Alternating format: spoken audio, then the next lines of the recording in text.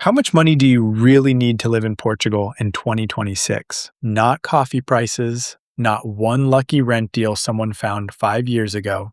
I'm talking about the real monthly structure that decides if you feel calm here or constantly tight. In this video, I'm going to give you simple budget ranges for a few realistic lifestyles, and I'll show you the two places people usually underestimate: housing and utilities in older homes, especially when winter hits.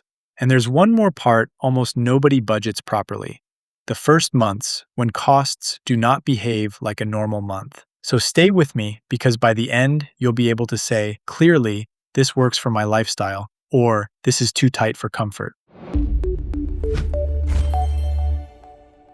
Most people try to answer this question by collecting random prices: groceries, cafe, a haircut, maybe a restaurant menu. That's fine for context, but it will not protect your budget, because your monthly life in Portugal is not one type of cost.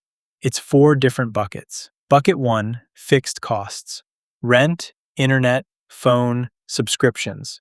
These hit you every month, no negotiation. Bucket 2, seasonal costs.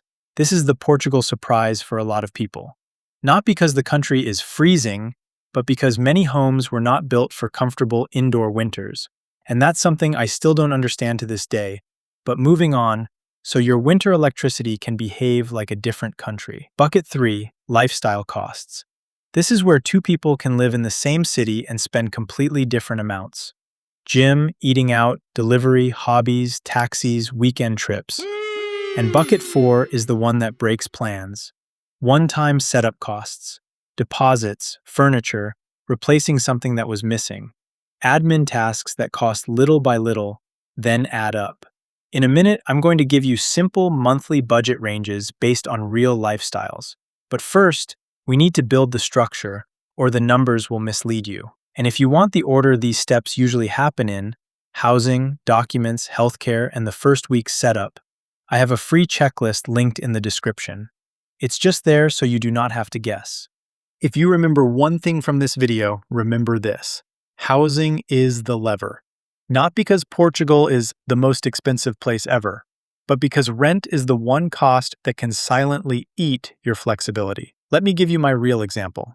I live about 10 minutes outside Lisbon's city center, and I pay 1,022 euros for a 1-bedroom apartment. That is not a luxury penthouse number.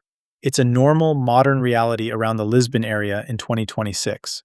I moved to this apartment 2 years ago and was paying initially 1,000 euros. Now here's the part people forget. Rent is not only a monthly number. It also sets the tone for your entire move. If your rent is around 1,000 euros, your entry cost can look like this. First month. When renting a place, you typically need to pay a deposit, which is often equivalent to 1 or 2 months' rent, and sometimes even more. In my case, I had to pay a deposit of 2 months' rent plus the first month's rent, totaling 3,000 euros. After that, I needed to get furniture, a fridge, a washer and dryer, and other essentials to make the place livable. So even if your monthly budget works on paper, you can still start your Portugal life feeling financially squeezed. This is why I tell people to plan housing in 2 layers. The monthly layer: can I afford this without stress? And the entry layer: can I afford the first months without draining my safety net? And if you want a quick sanity check on your numbers before you sign anything, that's where a clarity call can actually help. Because one conversation can prevent a bad housing decision that costs thousands later. So find the link in the description and book a call with us. In a few minutes, I'll compare this with a mid-price city and an inland setup, because rent is lower there, but the budget trade-offs change. This is the part no one budgets properly because they budget it like it's fixed. Utilities in Portugal are not just electricity and water. They are also your coping tools: portable heaters, dehumidifiers, air conditioning, extra blankets, humidity control. My apartment is not brutally cold inside, but I'm sensitive to the cold. So I keep a portable heater on a lot, especially in winter, and you can see it directly in my numbers. October, 62 euros. November, 70 euros. December, 108 euros. January, 133 euros. That is the same apartment, same person, same lifestyle. The season changes, and the electricity story changes with it. My water bill is usually around 25 euros. I don't pay gas, my stove is electric.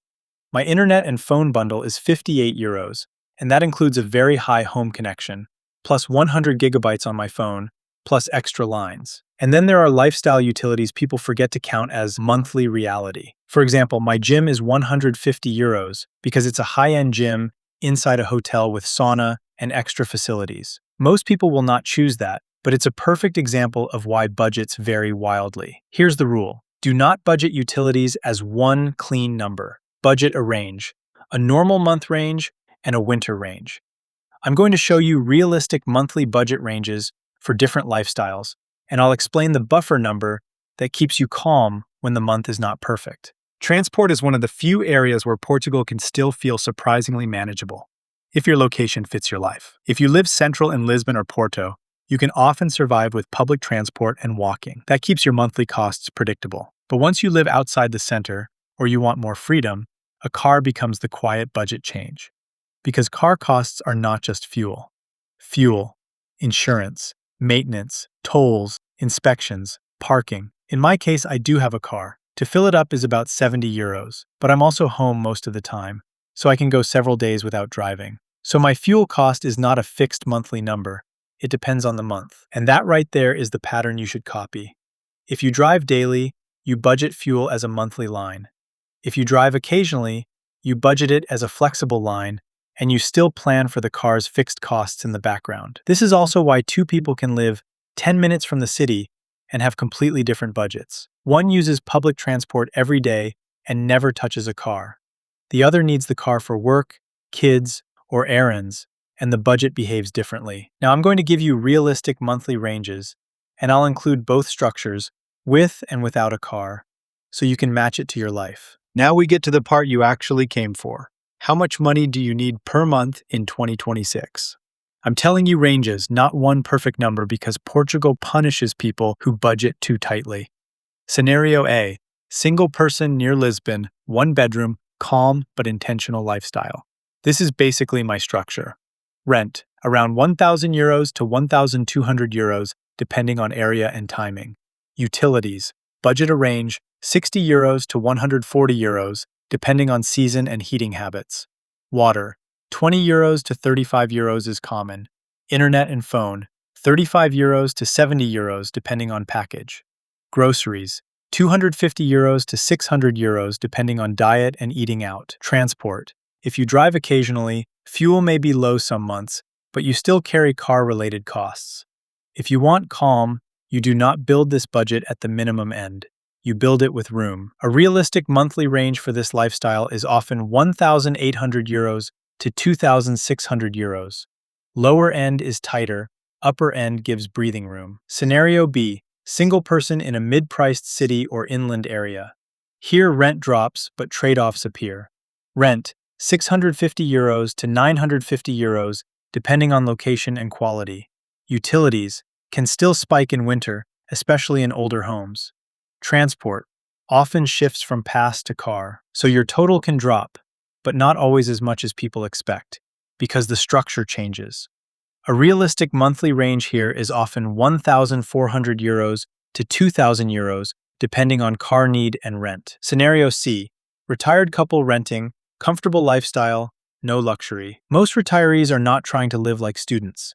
They want calm, comfort, and fewer surprises. Rent is still the main lever, then utilities, then healthcare structure. A realistic range for a couple renting is often €2,400 to €3,400, depending on location and housing choice.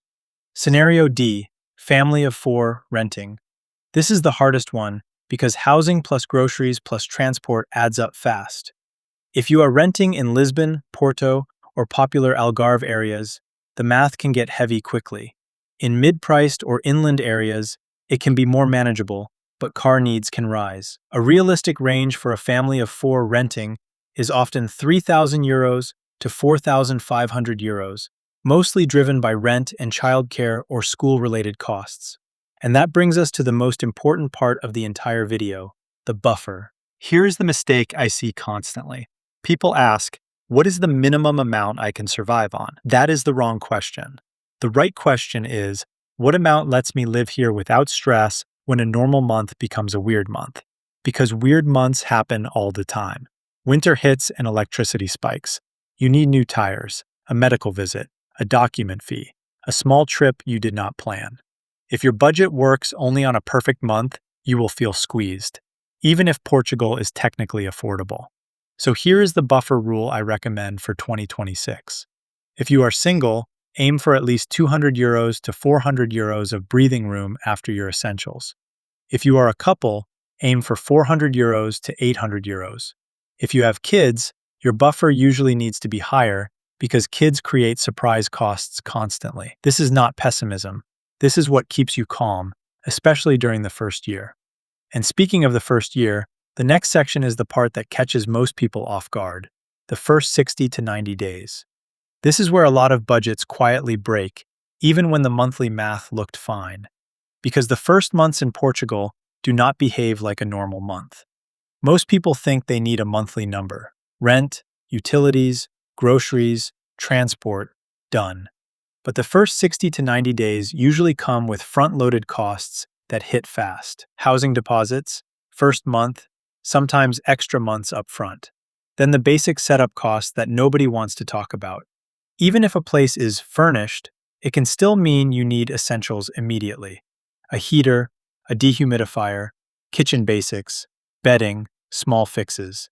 And then you get the admin costs, not huge individually, but constant.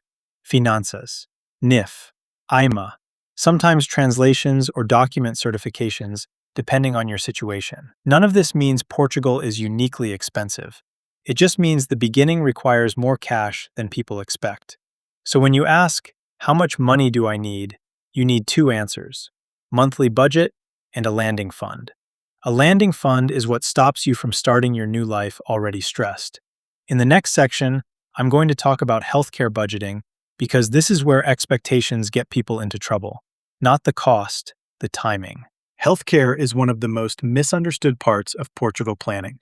Online, you'll hear extremes. Either it's perfect and effortless, or it's unusable. The truth is usually calmer than that, but it comes with a timeline.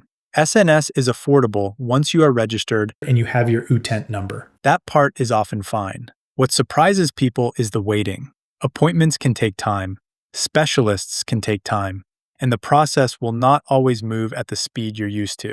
So the way you budget healthcare is not just public or private. It's, what do I do during the gap? That's why many foreigners use a hybrid approach.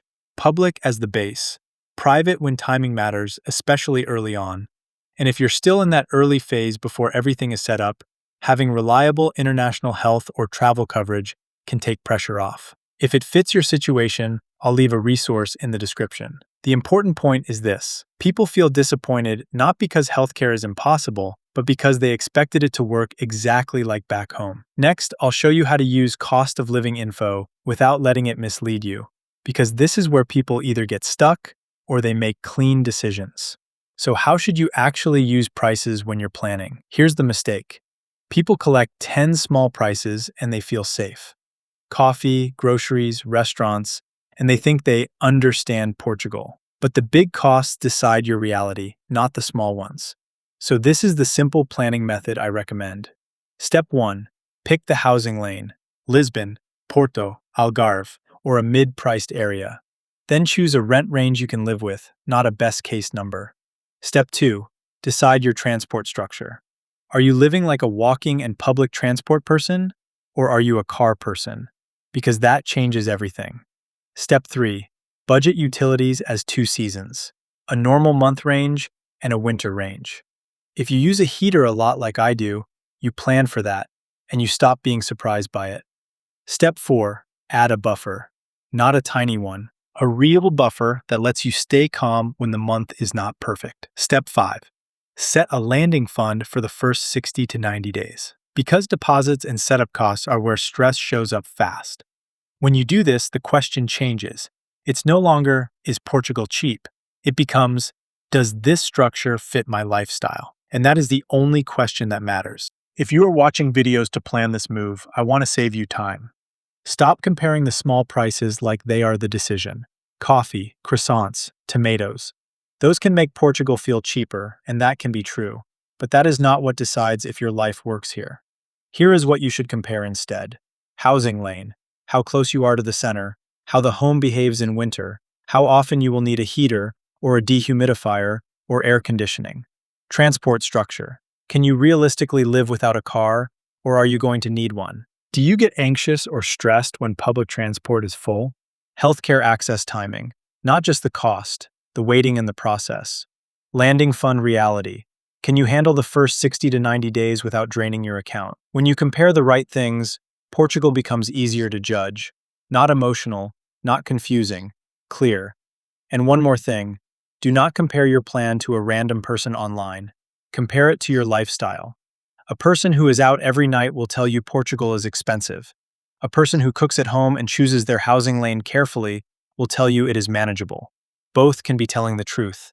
So how much money do you really need to live in Portugal in 2026? You need enough to cover your fixed costs comfortably, enough to absorb winter utilities without panic, enough to move through the first months without stress, and enough buffer to stay calm when life does what life does. Portugal can still work very well, but it works best when expectations match reality. If you want something practical that keeps this organized, the free checklist is in the description. It lays out the order things usually happen, so you are not guessing your way through it. Now I want to ask you something. What part of this feels hardest to estimate for you right now? Rent, utilities, or the first 90 days landing costs? Drop it in the comments. I read them, and it helps me make the next video more useful. Take your time, don't rush the decision, and since you watched this video until the end, it tells me that the one on screen might help you even more, so click now and I'll see you in the next video. Ciao.